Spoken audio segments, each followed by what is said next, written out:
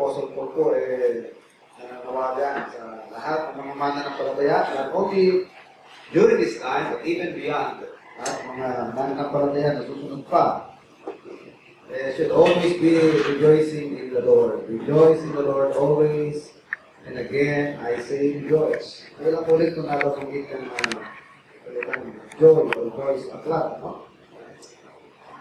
And that call for rejoicing, matatagpuan natin sa isang lugar, the most unlikely place, ano? Na hindi mo ma-expect na taong mananawagan na for rejoice, asa ganyang kalagayan. Dahil the Apostle wrote this thing, actually, ito po isang prisoner, no? So, mali, kapag nasa mahirap kang sitwasyon, mahirap mag-rejoice, But Apostle Paul, despite of being persecuted, not for doing wrong, but for doing what's right, not because of some evil deed or wickedness that he has done, but because of his care and love for the lost. And naging kapalit sa kanya, yung kanyang pong imprisonment. So he was persecuted, falsely accused. So despite all that, and nandiyan po yung kanyang panawagan sa bawat isa na rejoice. Of course, hindi naman po niya hindi hypnotize yung sarili niya, no? Para makayanan niya yan. Makikita po natin na such attitude in the midst of difficulty is possible. Posible po na magkaroon ng kanyang attitude sa kabila ng mga hindi kanais-nais na mga kalagayan. Possible, but because Apostle Paul set himself as an example for that. Ang kalagayan nga natin malayo-malayo sa kalagayan ng Apostle Paul, no? Kaya kung maging rejoicing yung pag-usapan, mas makakapag-rejoice tayo kumpara sa kanya, no? Nakayanan niya yan sa kabila ng kanyang kalagayan, so there is no reason na hindi natin magagawa. So, the attitude of rejoicing in the midst of trials is possible for every child of God. So, Paul is giving us here, no? A command, and that command is to stop complaining. Verse 14 says, do all things without murmurings and disputing. So it is a command. Ito po isang utos wala kay Apostle Paul. No? At sino po inuutusan niya rito? The Philippian believers and the rest of believers who will come later, including us. At ano yung tinutukoy dyan ng all things? Yung antecedent niya, which is verses 12 and 13. Sabi sa verse 12, and as ye have always obeyed, not as in my presence only, but much more in my absence, do work out your salvation with fear and trembling. So yung working out of your salvation must be done. No? So, itinutukoy niya na do all things. Ano yung tinutukoy ng all things? Yung verse 12 which says, work out. So, everything that is involved in the working out of that salvation must be done without what? Without murmurings and disputing. So, yun po tinutukoy ka to do all things. Yung lahat ng bagay na gagawin na walang diba sa Tagalog yung murmuring, brother? Bulong-bulong, ano? Tama, bulong-bulong. Ganda yung Tagalog. Ano? Because murmuring is the low voice, the soft voice that is produced in the throat. When somebody is disgruntled or disappointed or disapproving of something, or you do not like something and you express your disapproval in a silent way, yung medyo suppressed voice or muttered voice which indicate or show disapproval of something or complaint about something or discontent about something. Pag meron nangyayari hindi ka nais-nais, di ba? Gumulong-gulong. Hindi siya masyadong naririnig, pero you create a sound. Ano? Dito sa lalamunan. So, yan ang murmuring. So, itinutukoy dyan na do not do anything or do all things without murmuring. Ano naman yung disputing? Dalawa yan eh. Yung murmuring and disputing are two different things. Yung murmuring, it is largely emotional, while disputing is intellectual. So emotionally, you express your disgust or discontent on something emotionally by muttering sound, Yan ang murmuring.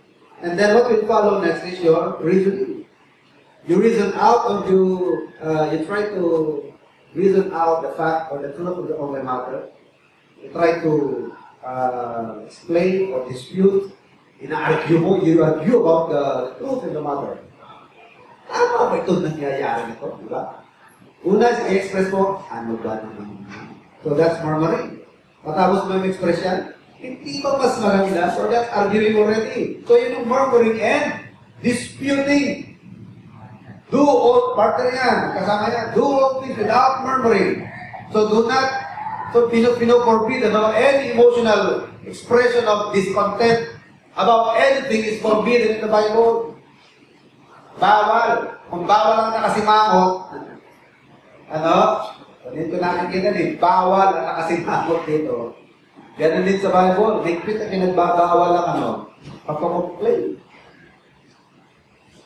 Or being disgruntled about anything which God sovereignly allows. Ang mga inaalaw ng Panginoon, hindi naman parating favorable di ba? A lot of things that God allows to happen are what? Unfavorable for us.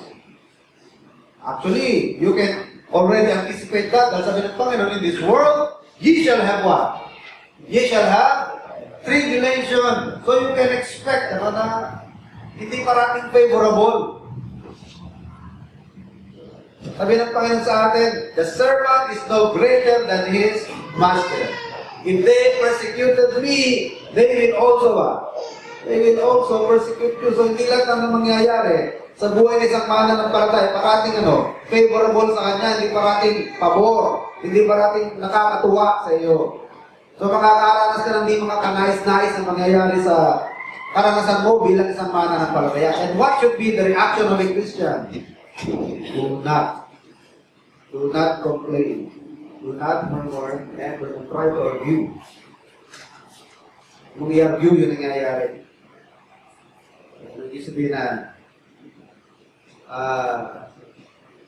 avoid murmuring and disputing. Verse 14, do all things without murmurings and disputing. So yung all things na tinuturo dito, yung sinasabi sa verse 12 na work out your salvation with fear and trembling.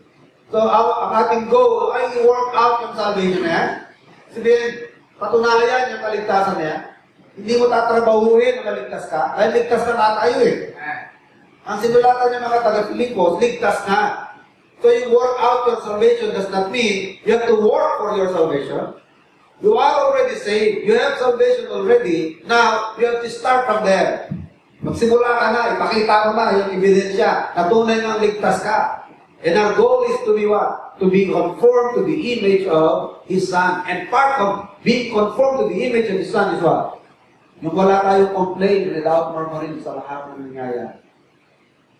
Nabasa ba ninyo sa mga tala tungkol sa buhay ng Panginoon sa lahat ng kanyang naranasan nag-complain niya? Meron ba siyang complain? Wala. Kundi He humbly submitted to the will of the Father, even to the death on the cross. So sa Philippians 2, who being in the form of God, thought it not robbery to be equal with God, but made himself of no reputation and took upon him the form of a servant. And being found in the fashion as a man, he humbled himself and became obedient even unto the death on the cross.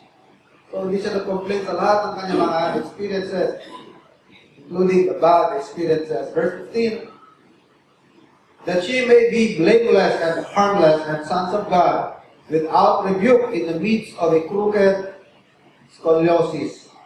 Crooked. Ang Greek word po ng crooked is scolios, from where we get scoliosis, the abnormal curvature or the misalignment of the spine. Ay mga edad na sa atin, mag-atmong na kayo o full cream build, para iwasan yung pag-form ng scoliosis. Medical condition, that they reform ng ating spine due to lack of calcium in the bone. Crooked. Kaya tinutukoy dito na crooked, it is used metaphorically, no? Sinabi crooked, baluktot. Sino raw yung baluktot? Itong henerasyon. Ang henerasyon ng mga tao, bawat henerasyon, baluktot. Lalo na ngayon, mas baluktot na tayo. Bakit? There is so much exposure. Grabe yung exposure ng tao ngayon sa kasamaan, di ba? Alam niyo po ang kasamaan ng araw, kumpara sa kasamaan ngayon, magugulat ang mga tao ng araw eh. Unheard of. Yung mga kalikuan ng pamumuhay na ginagawa natin ngayon. Hindi kasi tulad ng mga kalikuan ng araw, mas grabe na yun. Yung araw, nahiya pa ibang tao, tinatago ka, ngayon, lantaran na. Diba?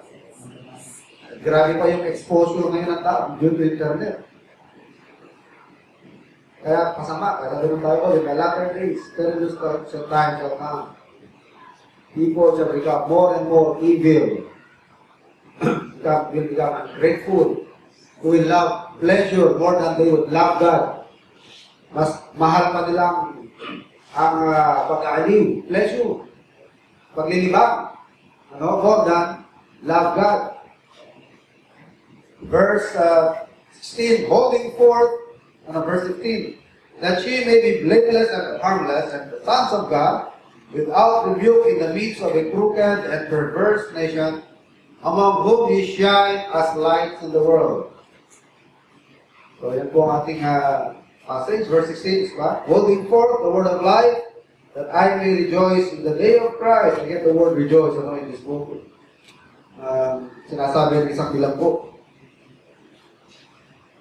That I have not run in vain, neither labored in vain.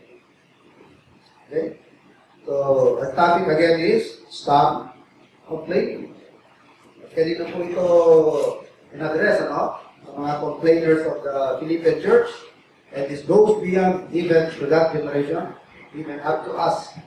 Sa kapanahonan natin, umaabot itong mensahe ito. Stop complaining. Alam niyo po, as I mentioned, during our last Sunday's lesson, napaka-complaining ng maraming tao. Sabi nga, nothing is new under the sun. Kung mga tao ng araw, complainers, lalo mga complainers. Ano sabi sa Romans chapter 1? People are unthankful. Yan ang indictment ng Panginoon sa mga tao ng mga tanong. Unthankful. Hindi sila marunong magpasalamat. At tayo tutulad sa baboy, na pagka kumain, talagang kain na lang ng diretso, Tumulad tayo sa mga. Ang tumitingala ba yan? Pag kumakain, pag uminom, salamat sa langit na bigay ng akin. Ang baboy, wala, talagang sumsum agad sa pagkain, Sumsum. Ang tumitingala ba yan? Ungrateful. Sa tututusin lang, mas paalawan ang buhay na yun kasi kumpara ng araw. Diba?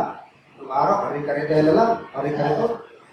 Pag sa transport ka ng mga mabibigat na items mo, karitela, pag hindi kinakaya ng baka, kalabaw, tutulungan mo pa siyang itulak.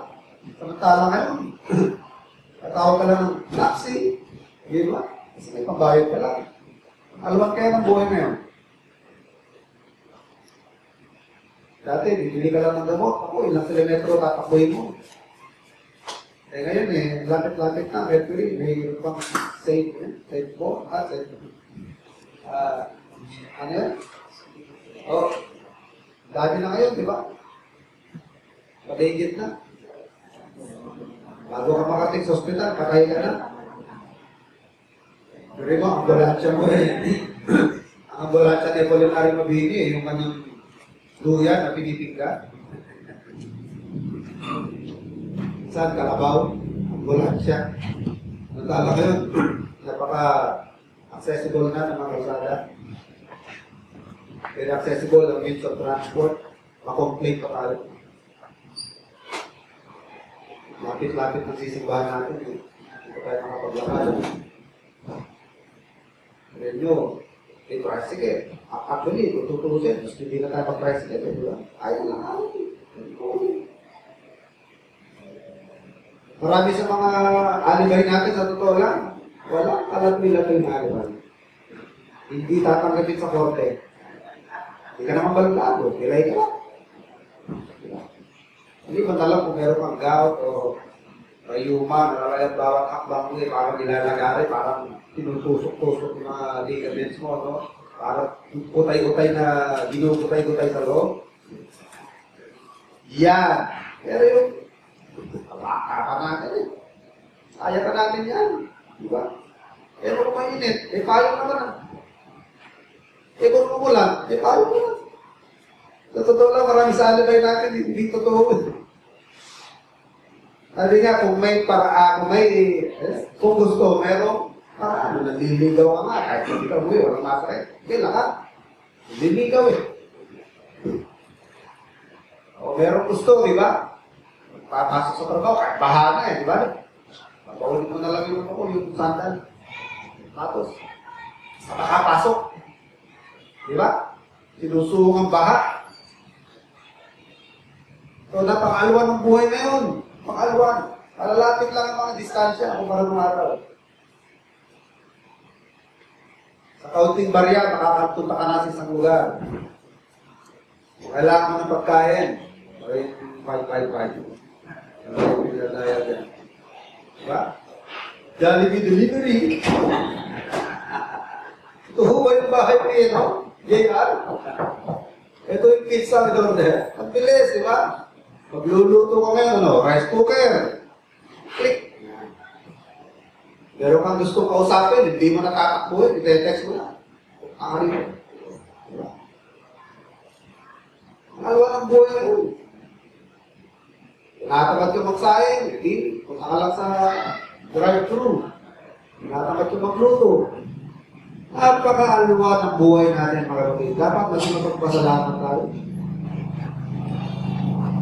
Gusto mo mag-research? Internet ka lang, makakapag-research ka. Ano ba ang hanay mo sa buhay? Ito reklamo ka pa. Ang hanay mo na nalareklamo. Diba? Alam niyo po, sa kabila ng sabihin natin, hindi naman tayo ganun kayaman. No? Hindi naman tayo ganun kahirap. Kumpara naman ng araw na napakahirap ng kalagayan. Kaya ako, natapos ako ng elementary, naglalakad ng ilang kilometro eh.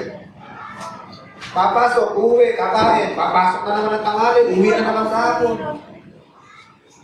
Eh ngayon, ikalapit-lapit, hindi aalis ang bata na walang baon. Hindi aalis na walang pamasahe. Sabi ng teacher namin, sino dito parating walang baon? Nagkakaisa sila, sabay-sabay, sa buhay. Alam na nila kung sino walang baon. Ang tanong, sino naman ang first honor?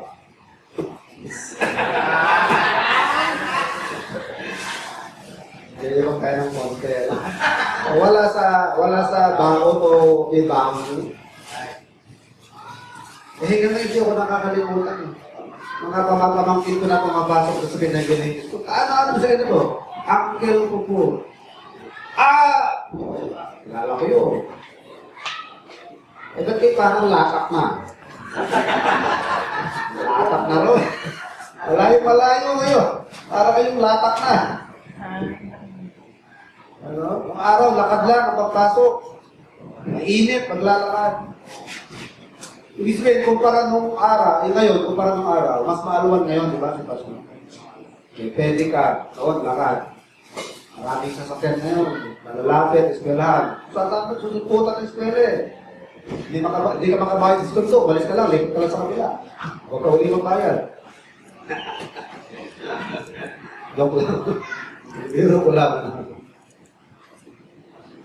So, kung saan na lang meron school, malalapit na ngayon. Hindi na sana dapat tayo mareklamo.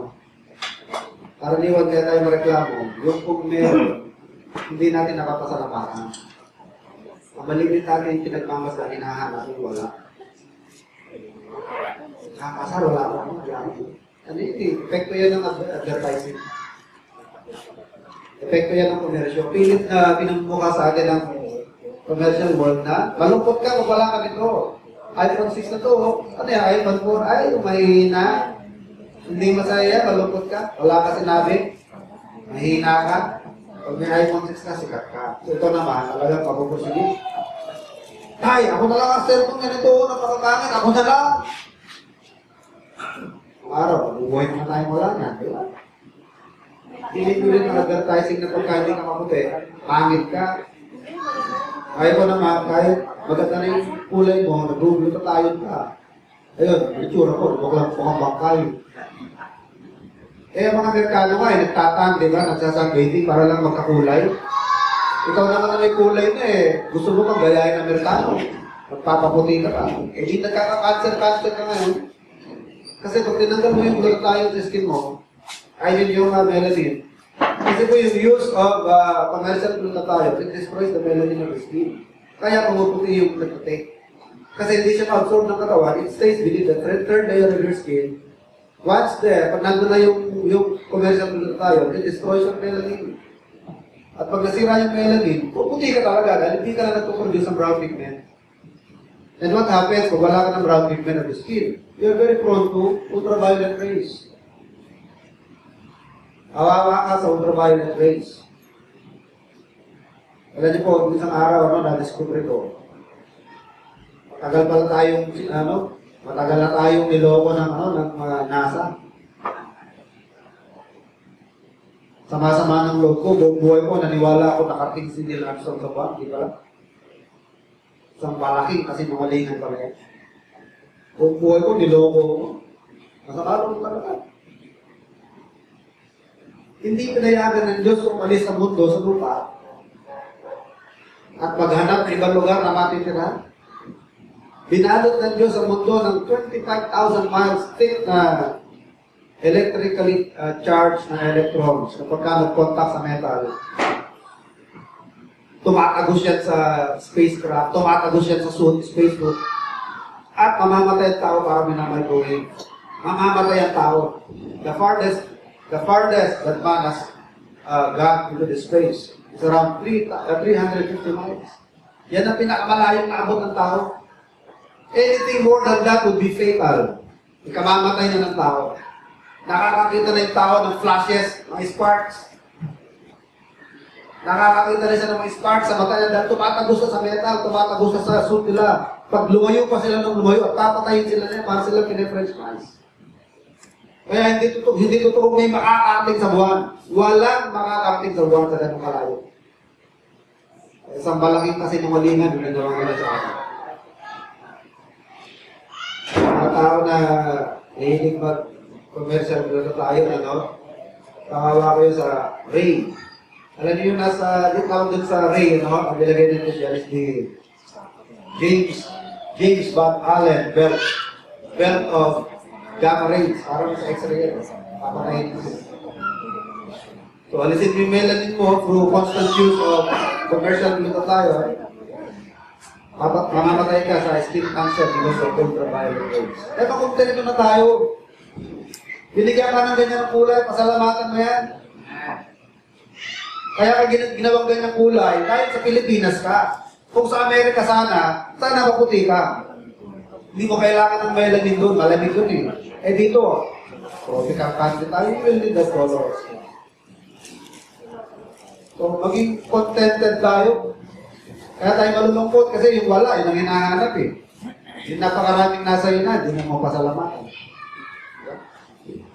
So, this is a very complaining generation. And to deal with these complainers, Apostle Paul gave a command, and after giving the command for not complaining, he gave us 3 reasons. Bakit hindi tayo dapat nagko-complain? Yan kung maaralin natin sa araw ito.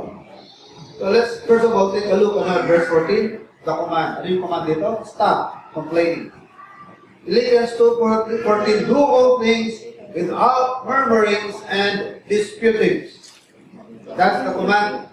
And the whole things here being referred to is verse 12 of chapter 2. Work out your salvation with fear and trembling. So yung working out of our salvation without fear and trembling must be done without disputing, and without murmuring. Paano tayo mako-conform sa image ng Panginoon? Paano tayo natin may work out yung kaligtasan na yan, may papakita yan. Yan po yung proseso, unti-unti pong pagbabago yan. Progressive sanctification, unti-unti yan. And part of that, of being, or part of conformity to the image of the Son, is for us to avoid complaining, for us to be not complaining. Ano po ang opposite ng complaining and murmuring? Ano po opposite niya? Rejoicing. So the negative aspect of the command is, do not complain, do all things without murmuring and without disputing. And the positive side of it is what? Rejoicing.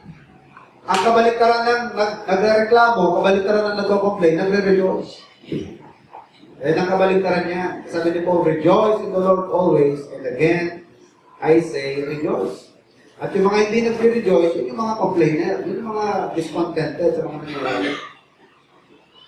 Alam niyo, pagka tayo po mga reklamo, actually that is an affront against God. Ito isang malaking kasalanan laban sa Panginoon. Parang sinisisi ako. Sino po may kagagawa na ganyan na mangyari, di ba? Why blame everything to whatever, ano? Si Job, yung mga nangyari sa buhay niya, inascribe ba niya yan sa mga nagnakaw ng hayop niya? Sa mga pumatay ng mga tauhan niya? He ascribed everything to God. Ang sabi niya, the Lord giveth, the Lord taketh away. Hindi niya sinisi yung mga nagnakaw. Hindi niya sinisi yung mga elements of nature, yung apoy na bumuksa sa kanyang mga hayop, tumubok sa kanyang pananim, bumuksa sa kanyang mga tauhan. Hindi yun ang kanyang sinisi, but he ascribed the events to God. The Lord giveth, the Lord taketh away. Kapag mareklamo tayo na bagyo ng bagyo, you are actually complaining against God. You are charging God foolishly. Parang sinasabi ang Diyos na hindi alam ang ginagawa. You become practical atheist in practice. Parang sinasabi walang Diyos, parang sinasabi hindi marunong ang Diyos, hindi alam ang ginagawa. Hindi ba alam ang Diyos ang ginagawa niya? Ba't siya nagpadala ng bagyo? Alam na ang Diyos yan. God knows what He is doing. So stop complaining. Hindi mo alam ang mga repercussions niya. Hindi mo alam ang mga equivalent niya. Kung ano mangyayari. Kaya ginawa ng Diyos na ganyan. Hindi mo alam. O baka naman, meron talagang mga dahilan. Hindi mo lang alalaman because of your ignorance. Alam niyo mo yung mga pakidlat-kidlat na yan? Actually, in-improve ng Diyos yung nitrogen content ng atmosphere. Yung mga lightning strike, nagkakaroon ng forest fires, actually to promote the growth of small grasses, short grasses na pagkain ng mga usa, pagkain ng mga baka, binabalansin ng Panginoon. Alam niyo, alam ng Diyos ang ginagawa niya. Alam niyo po, kung di tayo dinadalaw ng mahigit 20 bagyo dito sa lugar natin, marami sa atin patay na sa pollution. Marami sa atin, baka may TB na, may pulmonary problems ka na dahil sa pollution. Babalutin tayo ng pollution. Kaya kababagyo na yan eh. Nililinis ang hangin natin eh. Dinadala sa China eh. Diba? Pagkatapos ng bagyo, sumilip kayo dyan sa ere. Nakikita nyo, hawan ang maitim. Pero pag walang bagyo, kita nyo, maaga-maaga pa. Iba kulay eh. Masubukan nyo na ba nagbarko minsan? Malayo ka ba? Alam mo ano eh. Malapit ka sa Metro Manila eh. Bakit? Iba na kulay ng ulap eh. Hindi to fog. Hindi fog. Smog. Smog na yung unangay dito. Malapit pa tayo. Yan lang sa public C5. Sumilip kayo sa bintana nyo, sa rooftop nyo. Bahay. Nakikita nyo, ipakulay ba dyan sa C5? O punta kayo sa flyover, silipin yung bandang Mandaluyong, bandang Pasig, iba kulay ng langit niya. Napakaitim na dahil sa usok ng mga sasakyan. Eh, nagre-reklamo ka pa na bumabagyo. Salamat ka, may bagyo at nalilinis siyang hangin. Kundi, langhap mong lahat niya. Alam tayong complain ng complain. Ano? Alam na Diyos ang ginagawa niyo. So, stop complaining. Okay? So the whole thing here is you're working out your salvation, work out your salvation with fear and trembling, and in doing that, part of being conformed to the image of the Son of God is to be what? Rejoicing. That you take everything that comes to your life willingly and joyfully. Ano man ang dumating sa buhay mo, tinatake mo joyfully and willingly. Hindi ka nagko-complain. Hindi ka lamang nagpapasalamat sa mabubuti. Kahit sa mga unfavorable, you are also thankful. Sabi ni Job sa misis niya, shall we receive only good things from God? Shall we not receive evil as well?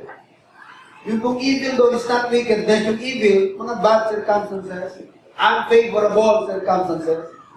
Ang gusto mo lang ng tagapin, pasalamatan sa Diyos, yung good, yung good. Shall we not receive evil also? Lahat yan galing sa Panginoon. Okay? So, kasama ng being conformed to the image of the Son of God is for us to be rejoicing in everything. So, rejoicing in everything means you are not complaining. You are not arguing constantly against God or anybody else. So, negatively, the basic attitude for working out salvation is without grumbling or disputing. But positively, the attitude of, it is the attitude of determination to rejoice in the Lord always. Yan po ang tema ng aklat, joy, rejoicing. Okay? So yung word murmuring is from a word that sounds like the guttural or muttering sound. Ano ba yung guttural? Yung sound na nakikreate dito sa throat. So when you disapprove of something, nagko-complain ka, nakikreate ka ng sound sa, yung mga anak natin, hindi mo naman naintindihan na sinasabi kasi mahinang boses lang. Pagka nagdadabog, di ba? Nagdadabog sila, inutusan, ayaw. They don't like the idea or they don't like to obey. Nagsasound sila sa lalamunan nila, hindi mo maintindihan. Yan ang murmuring. And that attitude shows what? Shows disapproval. It shows negative reaction, negative response. Dahil ang idea mo, you don't deserve or hindi katanggap-tanggap sa isang bagay. And as I said, what will follow next, when you murmur is what? You will dispute, you will argue. Pag sinabi mo, ano ba naman niya? Anong susunod niya? Mag-argue ka na, bakit ba parati na lang ako? Ang daming masasamang tao, mga hindi naman sumasamba sa Diyos, ba't hindi na sila kailangan parusahan ng Diyos? Bakit ako na nagtatayos naman? Bakit ako na nagsisimba naman? Faithful naman? Bakit sa atin pa dumating ang ganitong mga problema? Okay, matapos ka mag-complain, matapos ka mag-murmur, kung ano ng mga sound ang sinasabi mo sa lalamunan mo, argue ka na ngayon. Try to dispute. Kasabi ng Bible, do not do without murmuring or disputing dahil magkakambal yan eh. And when you are constantly like that, hindi mo na mamalayan, lahat ng ginagawa mo yan, laban na sa Diyos yan. Actually, that is an affront to God. O isang parang we're trying to dare God, or trying to fight God. Are you trying to fight God or you are charging God foolishly of not knowing what He's doing? Hindi ba alam Panginoon ginagawa? Hindi po, ngayon po na higit na nalulwalhati ang Panginoon. Alam na ginagawa. Lahat ng mga pagmamataas at pagpapalalo ng tao, binabagsak ng tao, pinapahiya niyang tao. Doon na-realize ang tao na tao lamang siya. Who art thou, O man? We're trying to fight against God. Lahat ng pagmamataas ng tao, binagsak ng Diyos. Sabi niya, I will create a building that will reach up to heaven. Hindi pa natatapos halfway pa lang Pinatigilan ng Diyos, di ba? God confused their language. So the project was not completed. Lagi po, marami nagtrabaho doon, Pinoy. Kaya tayo yung isa sa pinakamaraming iba-ibang wika. Tawid ka lang ng tulay, ganawi ka. yung itlog, nagiging ibon na eh. Tabi mo lang ng di ba? Diba sa Kapampangan, yung itlog, ibon na sa kabilang tulay? Ebon. Baka lang sa isla ng Cebu eh. Yung langgam, nagiging ibon eh. Iba-iba. Oh, diba sa Bisaya, yung langgam, ibon? Alala ko yung sa nag-pray. Kasi sa Ilocano, yung kapangyarihan o yung lakas, piksa. Sabi ng Ilocano, pinag-pray, Panginoon, bigyan niyo po ang mga pastor ito ng hindi niya kasabi yung lakas, kapangyarihan. Bigyan niyo po sila ng piksa. Sabi ko rin ng mga pastor, wag po, Panginoon. Masakit po yun. Pero ibig sabihin ng Ilocano, power. Hindi naman lakas. Hindi naman naiintindihan yung Ilocano yung piksa eh. Alam ng Tagalog, piksa yung sugat na masakit. Kaya sabi nila, wag po, Panginoon. Wag na. Masakit po yun. Nakakatawa, iba-ibang lingwahe. Hindi na tuloy yung project. Nasa yabang nila. Tayo sila ng barko. Tinawag nilang Diyos. Alam niyo yung pangalan Titanic? That is God actually. Clash of the Titans. Diba? Clash of the Gods. Titanic. Sabi nung manufacturer, even God will not sink it. Ay Diyos, hindi pa makakalubog ito. Hindi pa natatapos yung paglalakbay. Unang-unang lakbay. Nag-uumpisa pa lang sa biyahe, pinalubog na ng Diyos yung Titanic. Di ba? Ayun, sabi na naman ni John F. Kennedy, aabutin natin ang buwan. The biggest leap for mankind. Ang abot ng buwan. Wala, hindi totoo. Sinuting lang sa studio. Dahil ayaw nilang mapapahiya sa Russia ng Russia. Nakakasampu na first monkey. Sila ho naman palikot sa other space ng monkey. The first woman who reached the outer space. The first man, sila rin, si Yuri Gagarin. Sputnik. Nakakasampu na sila ang US, walang may sagot. Sabi ng US, tayo ka, kailangan, lampasan natin, arabutin natin ang buwan. Hindi nila kaya. Video na lang natin sa studio. Ayun, lalabas na lang natin sila sa buwan. Hindi pa na magagawa. Hindi mo pwedeng lampasan ng Van Allen Bell 25,000 miles of race, of radiation. At ang microwave, pag lumampas ka dyan. Tinanggalan Diyos yung yabang ng tao. Huwag tayo magmamalaki sa Panginoon ng karabang, hindi alam na Diyos ang ginagawa niya. Mapapahiya lang tayo. Yung nasa ma-realize mo, kaya pala nangyari yun, ganito mangyayari eh. Paano kung nag-complain ka na hindi ka nakasakay sa MH100 na yan? Kasi yung traffic, mura ka na ng mura, sana hindi ako na-delay sa flight, nakasakay sana ako. Yung pala, babagsak yung reklamo.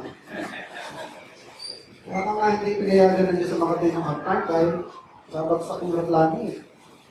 Eh kung pinayagan ka ng Diyos sa mga din ng hangtang, di patay ka rin. Complain ka ng complain ka sa mga nangyayari pa sa langit ng tao. In everything, give thanks. So any negative attitude on a certain thing about it is forbidden in the Bible. Dahil maliit na command sa atin, in everything, here, whether sickness, whether trial or blessing, anything that God allows to happen, that God allows to come to our lives, whether it involves trial or it involves blessing, everything must be taken joyfully and willingly. Hindi yung sa blessing ka lang willing and joyfully. Sa mga trials trial na naman. Ano to, katatapos lang Nagmamormol ka. So it is a negative response to something, murmuring. A negative response to something unpleasant, inconvenient, or disappointing arising from the self-centered notion that it is undeserved. At yan yung mga bagay-bagay na in-express itong mga naalala niyo yung laborers dito sa Matthew 20:11. Sabi ng isang farm owner, gusto magtrabaho? Sige. Opo, kayo sa farm. Bayaran ko kayo ng tamang sweldo. Magkano ba gusto yung sweldo? Payo ba kayo sa denaryo maghapon? Opo. Sa denaryo maghapon? From sunrise to sunset, 12 hours. 6 to 6 in the afternoon. Kaya, makakita na naman siya ng mga tambay. Gusto niyo magtrabaho? Opo. Kantay nga po kami na mag-hire. Tapos 12 na tanghali. Go to my farm. So, from 12 to 6, that would be 6 hours only. O, tingnan alas 3, pagkaya na naman siya. Maya, alas 5 na, 1 hour to 6. May hinayo pa rin siya. Sabi niya, wala ba kayong trabaho? Maghapon na po kami rito nakatambay sa marketplace. Wala pong nag-hire. Go to my farm. After 1 hour, tawag na lahat ng mga laborers, alas 6. Sabi niya sa kanya, katiwala, bayaran lang sila. Wala umpisa ng umaga hanggang yung huling-huling pumasok, pare-pareho mong bigyan ng 1 dinar. Diba, maya-maya, dumating na yung mga nagsimula ng alas 6 ng umaga. Bakit ito ipinantay? That's correct already. Bakit po ipinantay yung sweldo nila sa sweldo namin? Samantalang tiniis namin ang init at pagod ng 12 oras mula umaga ng hapon. Samantalang itong mga ito na 1 oras lamang ang pinagtrabaho. Pinantay mo lamang ang sahod nila sa amin. What do you think about that? Is it fair or not? Unfair, brother. Unfair? Unfair ba?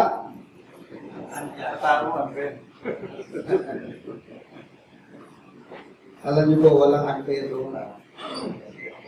Ang unfair doon, kung yung usapan natin 1 dinar, binawasan ko, yun ang unfair. Ang agreement natin, 1 dinar. Kung binigay ko yung agreement natin na 1 dinar, that's fair. Now, if I will be kind to these people, that's my prerogative. I'm the owner of the farm. Ako nagpapasahod. Prerogative ko yan kung gusto ko maging gracious o mabait sa kanila. Ayan niyo po, yan ang kaligtasan natin. Ang kaligtasan natin, kamukha niya. Kung ibabatay sa fair, walang maliligtas sa amin. Because the fair thing that God must do for every one of us is to be punished in hell. That's the fair thing to do. Kagaya na gagawin niya sa anghel na nagkasala, mga demons, mga nagrebelde sa Diyos, walang binigyan ng chance, that's fair. They rebelled against God. But when man rebelled against God, He gave some the opportunity to be saved. Kaya yung mga hindi nabigyan ng chance to be saved, huwag nilang sasabihin unfair. Dahil fair lamang, hindi sila iligtas ng Panginoon o parusahan sila ng Panginoon dahil they rebelled against God actually. Pero kung gusto maging mabait ang Panginoon sa ilan at bigyan niya ng chance sa kaligtasan, prerogative na ng Panginoon.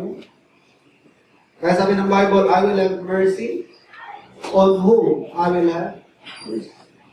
Huwag natin obligahin ng Diyos na pantay-pantay. Ba't mo ipinantay? Yan ang din sinabi ng mga laborers, di ba? Ba't di mo pinantay, pantay? At sino kang rereklamo sa Diyos? At obligahin ng Diyos na maging pantay-pantay. Sa lugar ka ba? May karapatan ka ba? Are you in a position to dictate on God or to teach God or to tell God what He must do on His own? Kung pantay-pantay ng Diyos, kung pantay-pantay niya tayo sa mga nagkasala ng hell, walang maliligtas. Pero kung gusto maging mabait ng Diyos sa ilan, nasa sa Diyos na yun. Desisyon niya yan. Kaya magreklamo. Ayaw mo palang mapahamak, ba't ka nagkasala? Ba't gumawa ng kasala? Sabi ng Bible, I will have mercy on whom I will have mercy. And whom He will. In harden it. Sabi sa Romans 9, so then, it is not of him that runneth, nor of him that willeth, but of God that showeth mercy. Hindi dahil ikaw ay you run. Ano yung run? You are zealous. Hindi dahil nasisikap ng maligtas, kaya ka naligtas. Hindi dahil sa'yo na nag-will, meron kang desire. At hindi will mo, it's not of him that willeth, nor of him that runneth. Pero bakit naliligtas sa isang tao? Because of God that showeth mercy. Wala ito sa kapasyahan ng tao. Wala ito sa sikap ng tao. Ito'y nasa kapasyahan ng Diyos. Kung kanin siya maharap. Kung sino ang kanin. We have no right to murmur. As laborers, they murmur. Bakit mo pinagtay lamang sila sa amin? If God wants to be gracious on us, that's the prerogative. Wala tayong karapatang turuan at puntahan ng Panginoon. Okay? So, yan din po yung reklamo nito mga Pharisees, ano? So, Luke 5:30. Yan din ang reklamo ng mga professing disciples. Kung sinabi ng Panginoon na, malibang, kainin niyo aking dugo at ang aking laman. But they also murmured within themselves. And 1 Corinthians 10:10, itong mga wilderness Jew, mga nag-wander sa wilderness ng mga Jew. No? They murmured against Moses, they murmured against God, pinagpapatay sila ng Diyos. Pinatuka sila sa mga mababangis at makakamandag na ahas, di ba, sa ilang? Because of complaining. Napakabuti ng Panginoon sa kanila, hindi sila pinabayaan. Ang damit nila hindi naluluma. Habang lumalaki sila, lumalaki rin ang size ng damit. Hindi sila pareho. Yung sandal sila, hindi nagtipis. Yung damit nila, hindi naging tattered. Hindi yung pag ginawakan mo, lumog na dahil sa kalumaan. Hindi nagkagano. Hindi naluma. Hindi sila nagabyado sa nutrisyon. Kala kinakain nila, Indian's food. They requested for wheat. Hindi nila hinahunting ang wheat. Dinadampot na lang nila, inuhuli nila dahil it's so about, napakabundan. Ibigyan sila ng Diyos ang karne. And yet, they never stop complaining. Hindi naman sila naarawan sa disyerto. Kinokoveran sila ng kikain ng glory, ng ulap. Hindi naman sila giniginaw ang gabi dahil binigyan sila ng warmth coming from the Shekinah glory na nagiging pillar of fire by night and pillar of cloud by day. Napaka-alwang ang buhay nila. Hindi sila nag-aalala sa Meralco. Hindi sila nag-aalala sa Nawasa. Dahil provided sila ng Panginoon. And then, hindi sila naubusan ng reklamo. Kaya sabi ng 1 Corinthians 10:10, neither murmur ye, as some of them also murmured, and were destroyed of the destroyer. Sila yung nagpapatay ng Panginoon, because of complaining. Sabi ni Paul, neither murmur you. So huwag tayong mag-murmur, baka tayo ma-destroy. Papahamak tayo ng pagrereklamo na yan. It will take its toll. Alin? Yung stress.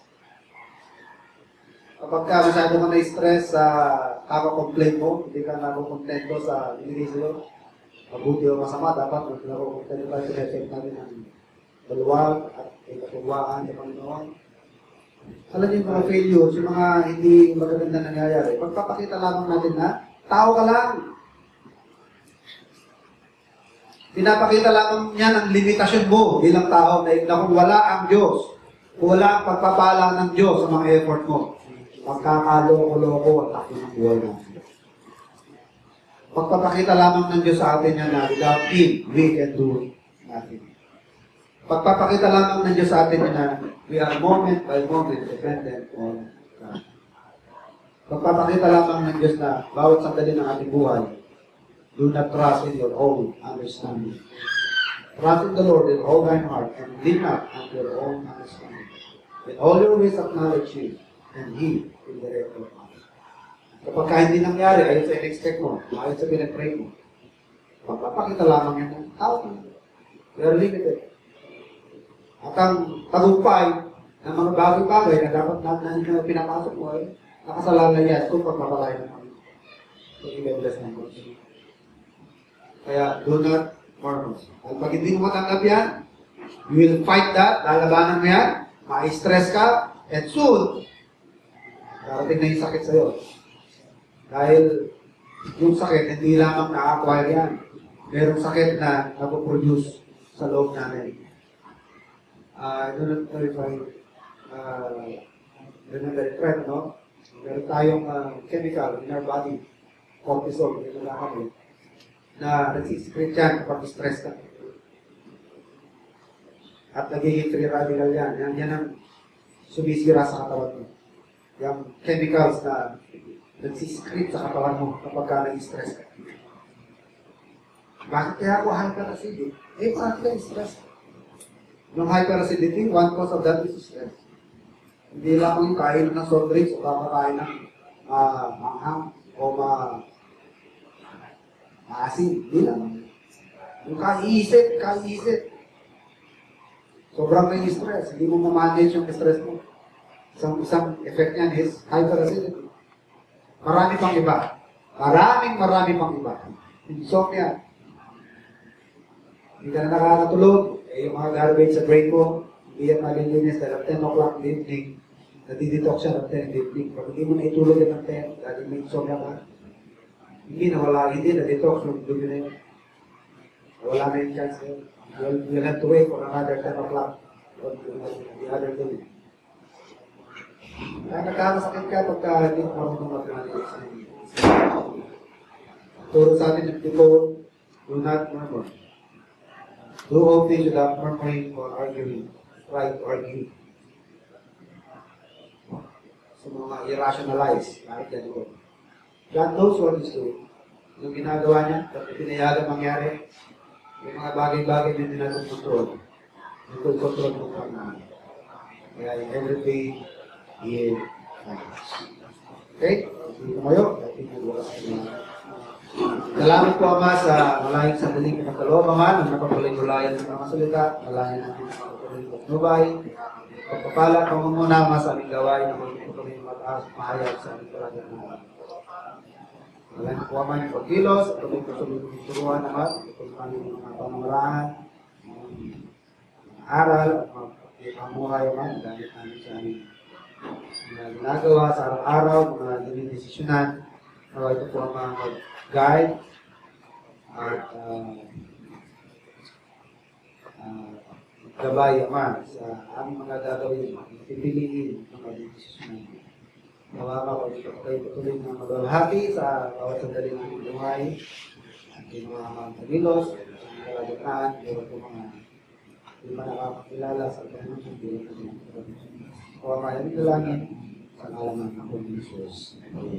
Upuno po kayo, tawagin natin.